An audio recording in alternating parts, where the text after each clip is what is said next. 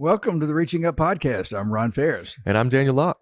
And this week we're going to have a conversation about intimacy and ways to enhance, I guess, and to destroy intimacy.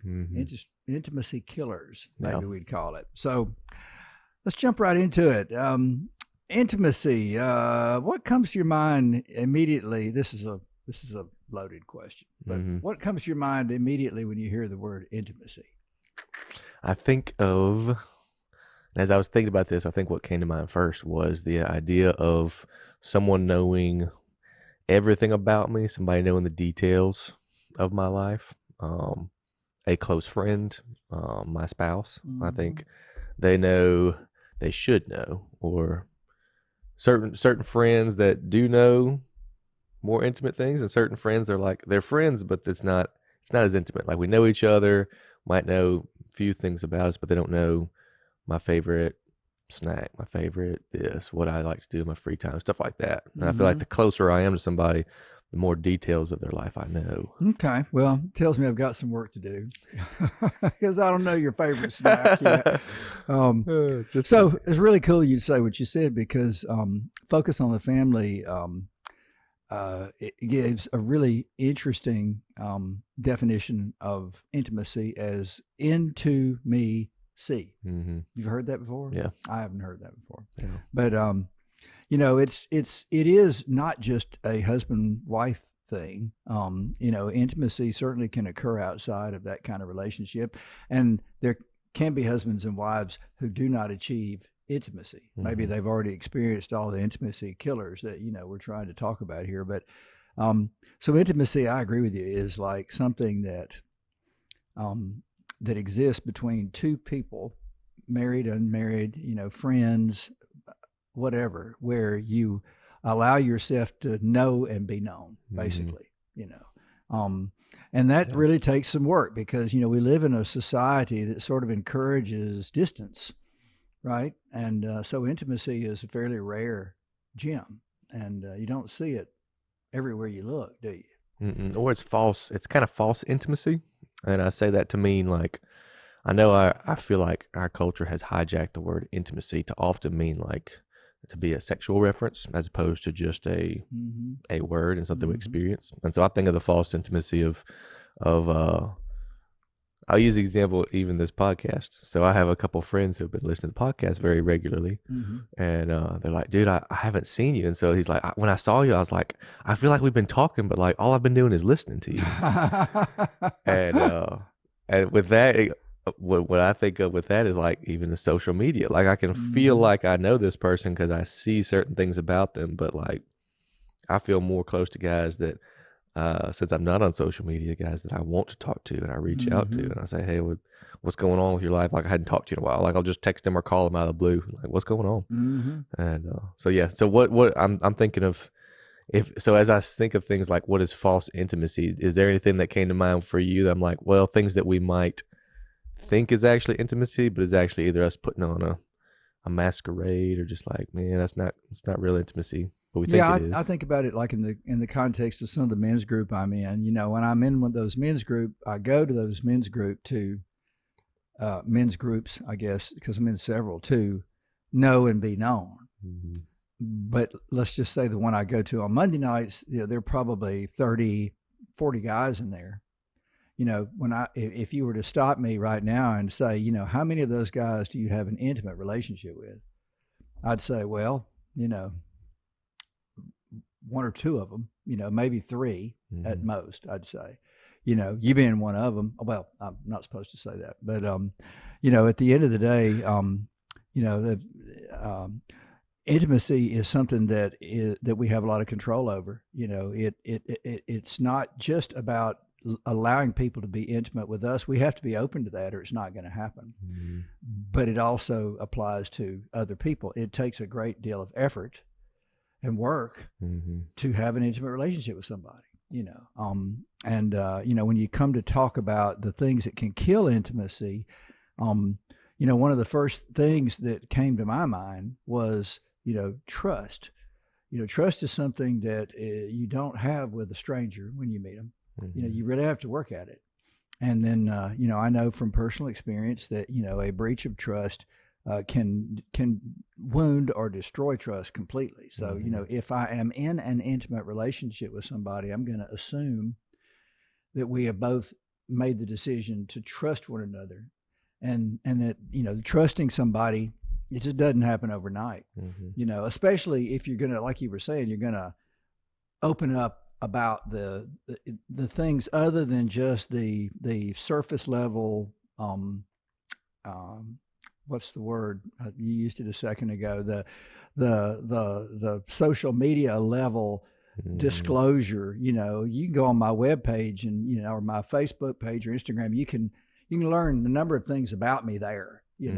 Where I went to school, where I live, what I do for a living, and that's not intimate knowledge of me. That's public knowledge, right? So the intimacy is going to come when I tell you about some of the things that I've struggled with, or some of the things that aren't on my Facebook page, and that kind of thing. And so and there's the old saying that goes back to, I was hearing it when I was a little boy, disclosure breeds friendship. I've always kept that in mind when I sit down with somebody that I don't really know and I'm wanting to get to know them. First of all, I'm sitting down with them.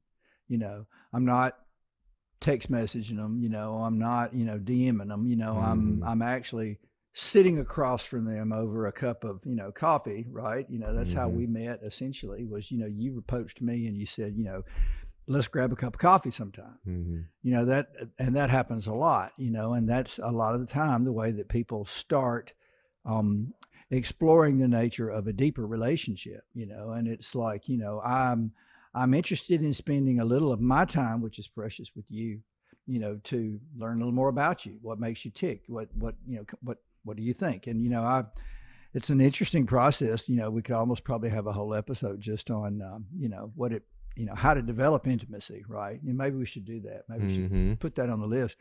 This conversation is really sort of focused on how do you sustain it and keep from destroying it, right? So I guess right at the outset, we assume that intimacy has already been achieved. Yeah. And that's really taking a lot for granted. Yeah, about to say, we might be assuming too much there. Well, since we have, 2 episodes to discuss this, maybe we ought to talk a little bit about intimacy and how you actually develop it. I mean, what do you think? I think we can definitely fit it in there. I think we can contrast a little bit of I don't know. We can contrast a few of the things that we're going to talk about as far as what destroys it. Let's just start with trust. Yeah. I remember there was a movie where this dude talks about, the circle of trust, right? And he's, but I think about that a lot. There's a small circle of people that I truly trust, that I'm willing to just absolutely be an open book with. That's the way that I think life is supposed to be. I don't think we're supposed to just, this is one problem I have with social media. I don't think that we're designed, and that our culture designed, we as humans were designed by God to just let everyone know everything about us all the time. I don't think that's certainly not the way Christ was. Christ was very careful on how he spent, who he picked to spend his time with, and he picked people that he knew he could trust. And then I guess famously, he picked, 11 people he could trust and one that he knew he could not trust, but he knew what he was dealing with, right? I think as human beings, and the world is such it's no more dangerous now than it's ever been, but today you have to be really careful.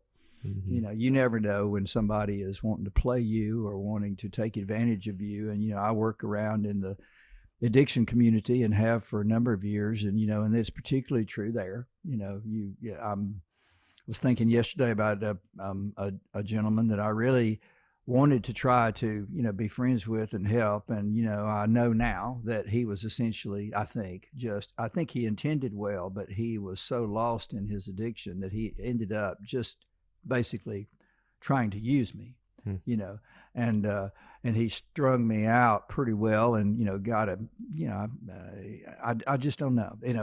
It's very risky to agree to open yourself up to an intimate relationship with somebody, because you're taking the risk of being hurt, you know. And I do think as Christians, we're called on to love other people to some degree. That gives us the duty to give them the benefit of the doubt. Or maybe it doesn't. You know, maybe we're just to love them no matter what, maybe we're not to be dumb, you know, or innocent as doves, you know, among wolves, but we're to love them knowing that they probably have things about them just like we do that are unlovable, right? But when we begin to get into an intimate relationship with somebody, we're basically willing to say, you know, look, I know you're not perfect, but I'm not perfect. And, you know, I want to spend time with you, and I'm going to open myself up to you and let you know some things about me. And and to me, there's just nothing more important in that context than trust. You know, I know that if I don't think I can trust you to keep something secret, then I'm not going to tell you something that needs to be kept secret. You know, intimacy right then and there has a fence that we're not going to be able to breach. And honestly, that relationship is probably over before it starts, if that's the case, because you know, we're not going to, you know, intimacy is particularly in the context of a friendship, but also I think in the context of a marriage, is something that it isn't one and done. You know, it's something that has to be maintained over time, and really and truly probably built over time, and I think truly again sustained with great care. You know, if you can be very intimate with somebody today, and a year from today you're wondering where they are and what they're doing, because you know, you've lost touch. And quite honestly, I've had that experience a whole lot. You know, it's very hard to keep intimate relationships with people going. And I feel like part of that's the natural flow of even life. Like there's seasons where I can think of the same thing, like very close to certain friends, and then by no fault of either one of them, life just took us a little different ways. I think that's okay. I think you said something interesting. I'm glad to hear that. About you mentioned it about keeping it private, keeping your business private. I think I don't know if we think about that a lot of times with intimacy, but if you know someone, to me, when I hear someone talking about other people, I know that they're going to talk about me. And so like immediately I put up walls. And so I think there's a part of the intimacy killer that we're talking about of being a gossip or not respecting, like, and I think of this about whether it's a men's group or a Bible study group or whatever whatever the context is, if there's not a safety, and that's where I like smaller groups, but if there's not a safety, like, hey, whatever I say in here needs to stay in here. Because if I hear about this outside of here, I'm not going to open up again because it could hurt me. And so I think that's perfectly natural reaction. And so I like that. So thinking about, there's a couple things that we can contrast a little bit as I was thinking through this. And I was thinking about like things that build intimacy are truth. So the opposite of lies, because lies kill intimacy, 100%. Which is what we've been talking about. So truth, vulnerability, and I don't love the word vulnerability, but we'll keep it there Most for now. Most men don't. Right. But yeah, it implies a weakness, and I should say openness. So truth, openness, and presence. And I guess by presence I mean just being present, not how many times, and I would do it with our producer Canaan here. We this morning we talked for a second, and then we both kind of got on our phones. And immediately I'm like, crap, don't do that, because I try not to do that when I'm around people, because it's very natural, and especially, oh my gosh, at college, I remember this. It drove me crazy. Not that I'm just trying to talk to everybody, but everybody before class is just straight into the phone, like everybody. Like you're in a classroom with 80 people, like. Try to talk to I don't know, maybe I was being the guy in the Progressive commercial and just, hey man, how you doing? But I just try to get to know, because otherwise you will never meet people that you don't already know. And you won't build relationship. That's right. But even at work, in any context, like little brick by brick, a little bit here, a little bit here, a little bit here. Hey man, how was your weekend? Okay, cool. And you live life with them, and then you figure out what they were doing throughout the week, and then you get to know them. Yeah. And so the opposite of those, and then I've got a question. So the opposite of that of truth, vulnerability, or openness and being present is that isolation, shame, or distraction. Yeah. I feel like those kind of build walls. So Absolutely. And so I wonder what your thought was on as we contrast those a little bit, what kind of comes to mind? Isolation, shame, and distraction, you said. Which one's the easiest for you to fall into, I guess? Because mine's for sure distraction. Well, I'm a natural isolator. And I'm in a men's group where the leader was talking a lot about isolation this past week. A lot of men, it seems, tend to end up letting life isolate them because, I don't know what this says about men, but it seems that men do find it hard to develop intimate relationships, even with their spouse, and that's just sort of a thing. A lot of these men's groups I'm in are focused on self-improvement. And so we end up talking a lot about that. We end up talking about that in the context of marriage, dating, the whole 9 yards. And I think it's true that men tend to not be great at forming intimate relationships. But is that to say that men are all isolators? Well, no, I don't think so. But some of us are certainly worse than others. I had a therapist one time to tell me that I am an introverted person. And if you ask just about anybody who knows me, they would say that that's not true. But I can tell you that is essentially true, and it has been forever. As a young man, I was so self-conscious. At some point, I realized that, I had to, in order to be successful in life, I had to interact with other people, and I didn't like it. So I forced myself into it.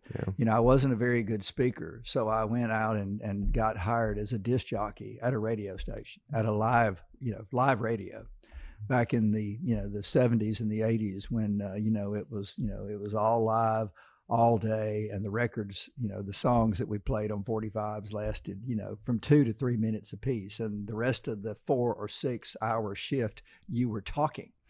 So I forced myself into that. That's when I sort of started to, learn how to just to talk. I was the guy that would basically sit in the back of the room and say nothing, and so that got me used to talking, and the funny thing about the radio was it wasn't talking to the microphone that actually brought me around. It was the people back then, the people that listened to the AM radio would call you. They'd call the station all day, every day. Yeah. They were basically teenagers most of the time, and when you were on the air, they would be calling you and wanting to ask you to play records. And, of course, you're to them because you're coming out of their radio, you're a celebrity. And the next thing I knew, there were people that were calling me just because they wanted to see who, what kind of person I was and asking me questions. And so slowly, I was pulled. I think that as much as anything pulled me out of my shell. But so isolation, yeah, I tend to isolate. Naturally, I think I tend to gravitate toward peace and quiet. And of course, that's as far from people as I can get, because, it still takes a great deal of effort for me to engage. Yeah. No doubt about it. That's just the way that I think God made me. I'm not going to sit here and judge everybody by me, but that is my thing. I'm not naturally a gregarious person. We'll say it that way. Shame. Okay. Shame. I've had an enormous amount of experience with shame. Shame being that feeling that I get when I know that if I were known, I might if someone knew certain things about me, they would think less of me or reject me. I've made a lot of mistakes in my life, and I'm probably we all have, but I know I have, and so I as a boy developed a shameful attitude, and shame is one of those weird things. I've had to spend a fortune on therapy to learn this, but I do understand it now. Shame is something that accumulates. We don't naturally process shame, and we don't naturally get rid of shame. So we accumulate shame over our life. And by the time I figured out it was a problem, I was shutting down emotionally. I was absolutely unavailable for my wife and even my children, and the handful of people that I don't think I was really trying to have intimate relationships with anybody in that time period, because I was just working all day, every day, trying to make money and keep all the plates spinning in the air with 2 children and a wife, and a law firm to take care of with almost 75 employees, and people, partners, and that were dependent on me. And it was just, my life was living me. But I developed a lot of shame because I was making lots of mistakes and I wasn't processing that shame. And in shame, if anything, I would say choked me. I could not breathe spiritually. I felt like it was killing me, and in fact it was. Shame, as it turns out, will make you physically sick, and it can kill you. I didn't know this, and then I started trying to work on that, and it took an enormous amount of effort because I was processing shame from events that occurred to me in my childhood. I'd carried that shame for 50 years or more at that point in time. And it made me very sick. And over the last several years, I have worked through that shame. And, today when I go into a relationship, a friendship, let's say, or in family relationships, I'm not carrying all that shame with me. And so I'm a different person. I just don't see how I could say it any other way. I feel differently. I respond differently. I am not sick spiritually. I don't have this little, purple rain cloud following me around everywhere I go. The people are actually sometimes, not always, but most of the time, sort of happy to see me walk in the room. I'm not that guy that looks like he's just carrying the weight of the world on his shoulders. I was that guy a long time, And then the last thing you said was distraction. All right, so I'm AD. I'm AD. Nowadays, I was in a conversation today with somebody that says there is no such thing as ADHD and ADD. They're both. It's all AD. Yeah. And I don't know about that. I had ADHD as a kid. I was so hyperactive. I had my 3rd grade teacher taped me in my desk one day. He used a whole roll of tape, just went around and around me. I still remember that. That was a long time ago, but 55 years ago. But I was hyperactive. There's no question about it. I think it was more a function of my diet. Back in those days, we drank lots of Coke and ate lots of sugar and stuff. But I did in my life spend a good bit of time trying to deal with attention deficit disorder. So I am easily distracted. And in relationships, and in conversations, there's nothing worse than, me, you having a conversation with me and I'm just not here. I'm somewhere else. I'm thinking about something totally different. Right. That is a real poison pill, when it comes to, although in an intimate relationship, the thing that I ought to be able to do is to say, look, I'm sorry, but I'm just really distracted today. And here's why, blah, blah, blah. Yeah.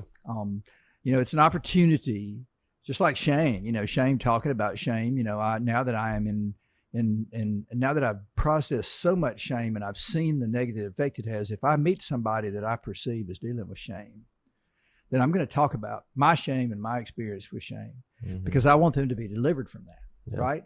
And, so I'm open and willing to talk about it. And, and it's not shame anymore. I can talk about it as if it's something in my past because it is in my past. Right. And, I will tell you that there were a lot of days, and I'm going to sit here and say years, where I just didn't think I would ever be free of it. But I am. Today I am. Yeah. And so I don't know if that answers your questions, but it does a good bit. I think as we're talking about it, that what we're describing, and I think we've mentioned it before. I love the shame piece you talked about because I think that's very important. We've got a podcast on shame, shame and guilt and what the difference is, but I think that's a very powerful driving force. So it certainly destroys a lot of relationships. Yeah. All right, let's say that it destroys the capacity of some really cool people to have great intimacy in their relationships because they are broken. and they need help. They typically need help to be fixed. It's not easy to process that shame by yourself, especially if you don't know how. Yeah. So yeah, if you want to look for a great intimacy killer, then have unprocessed shame or guilt. Those things will, and guilt is another one that's, again, go back to that podcast. It's not the same as shame. Guilt is just bearing the consequences internally of the mistakes that we've made, in terms of our sense of responsibility. Yeah. And, in a relationship, in an intimate relationship, I mean, let's face it, you're going to mess up. Yeah. You're going to say the wrong thing.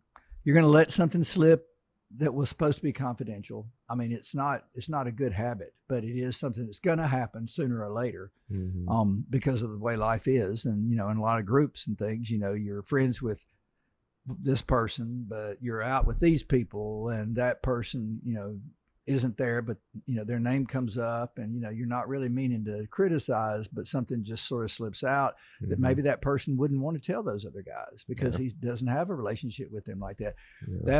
That's what I mean when I say it takes a lot of work. You really do need to be thinking about what's coming out of your mouth. And a lot of people in conversations, at least a lot of guys that I hang out with, seems like they just basically say whatever pops in their head. And sometimes I wonder how it's possible that they're saying what they're saying. I don't even think they've thought about it. Yeah.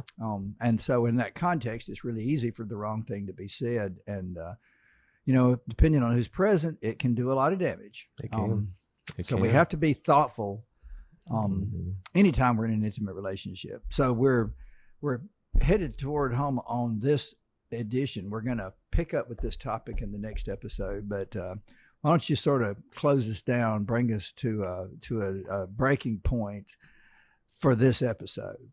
What do you think we've learned about intimacy and intimacy wreckers so far? Yeah, I think there's I think we did a good job of explaining that sometimes we don't even have the intimacy. So we might should have started with how to build intimacy first and then went to the killers part, but we went in the reverse direction. But there are very specific ways that we try to hide ourselves, that we try to portray ourselves in a certain way.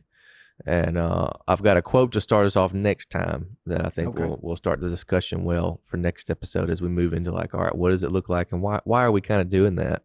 Because I think hopefully what we talked about struck a chord with some people, and they're like, "Yep, I can relate to one of those." And hopefully next episode we'll talk a little bit more about why it is that we tend to do that, because I do it too, and so why it is that we tend to hide and tend to not be fully open and fully honest. Okay, well, hold that thought. Put a pin in that. All right, so that's going to be it for this episode. We appreciate you listening to the Reaching Up podcast. If you're on YouTube, be sure and hit that like button, subscribe, hit the bell, get our next episode. Instagram, Facebook, all the services where you listen to our podcast, or any of them. Be sure and like us if you're willing, and leave us a comment. We always read those. If you're interested in reaching out to us and having a discussion with us in more detail, we'd welcome that. Our email address is contact@reachinguppodcast.com. That's it for this episode. Thanks for listening.